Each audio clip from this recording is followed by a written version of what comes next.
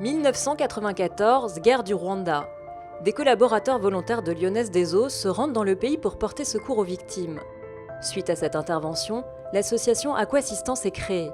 Aujourd'hui, 20 ans plus tard, Aquassistance, c'est près de 900 adhérents, des hommes et des femmes actifs ou retraités du groupe Suez Environnement. Aquassistance intervient dans 2 domaines.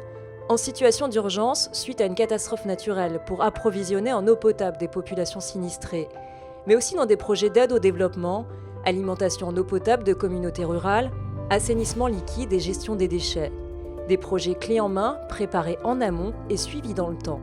Un projet clé en main chez Aquassistance, ça va de la phase d'expertise, financement, suivi des travaux, mise en place des comités de gestion, et on revient même encore après pour s'assurer que l'installation fonctionne bien. Ça me rappelle Confucius qui dit qu'il faut apprendre à pêcher au lieu de donner du poisson.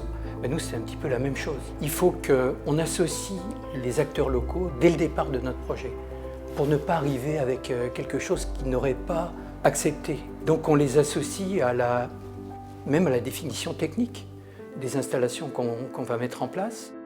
Aquassistance apporte également une assistance technique à d'autres ONG dans ces 3 domaines de compétences. En 2014, l'association a ainsi apporté une aide technique pour la gestion des déchets à l'ONG Eau Vive à Koungheul, au Sénégal. Aujourd'hui, on ne peut plus s'occuper seulement de l'accès à l'eau potable. C'est indispensable de traiter en même temps la question de l'assainissement et des déchets. Et c'est une expertise que nous n'avions pas, qui est de traiter des déchets dans une ville de 15 000 habitants, collecter les poubelles et puis surtout entretenir une décharge. C'est pourquoi nous avons fait appel à Aquassistance. On a été très heureusement surpris par, d'un côté, l'expertise technique sur gestion des déchets et de l'autre côté, la connaissance du fonctionnement sociologique, institutionnel, politique du terrain. Et cette adaptation humaine, ils sont arrivés en appui là où il fallait, mais sans se substituer à ce que voulaient faire les autorités locales. C'est vrai qu'on a trouvé en Aquassistance des partenaires techniques, un vrai savoir-faire, un vrai savoir-être qui correspondait tout à fait à ce dont on avait besoin. On peut tous être bénévoles chez Aquassistance, on n'a pas besoin d'être technicien, même si évidemment ils sont essentiels. La dimension humaine est absolument fondamentale. En Afrique, les femmes jouent un rôle essentiel parce que c'est elles qui ont la charge de la maison, d'apporter l'eau. Et pour les faire adhérer, il faut les écouter, il faut les comprendre. C'est important d'intervenir en tant que femme dans ce genre de mission parce que les femmes vont à ce moment-là nous parler différemment, nous expliquer par exemple que c'est important qu'elles n'aient pas à faire des kilomètres pour aller chercher des bidons d'eau de 20 kilos, de ne pas avoir à faire cette tâche, ça leur permet d'envoyer leurs filles à l'école. Ces confidences, elles ne vont pas les faire à des hommes, ça ne se fait pas en Afrique. On se sent utile, ce sont des moments très forts, de vivre l'attente avec elles lorsqu'on installe les équipements.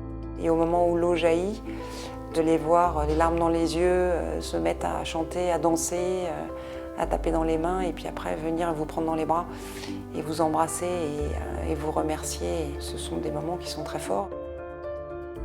Quand l'eau jaillit des bornes fontaines, que vous avez les enfants qui s'agglutinent autour pour voir l'eau couler, c'est quelque chose d'extraordinaire. Et puis ce qui est quelque chose de formidable aussi, c'est de travailler avec les gens locaux et de faire ensemble quelque chose, une œuvre commune qui est utile. Ce qui est aussi gratifiant, c'est de retourner dans un village après quelques années et de vérifier que l'installation fonctionne toujours. Nous avons le cas au Laos, sur la station de Muang Long, quand on retourne sur place après quelques années et puis qu'on voit que ça marche, que la population apprécie et que ça améliore ses conditions de vie, que les maladies des petits-enfants ont diminué, là on se dit qu'on a fait du bon boulot. Aujourd'hui, les besoins de l'aide au développement évoluent, les actions des ONG aussi.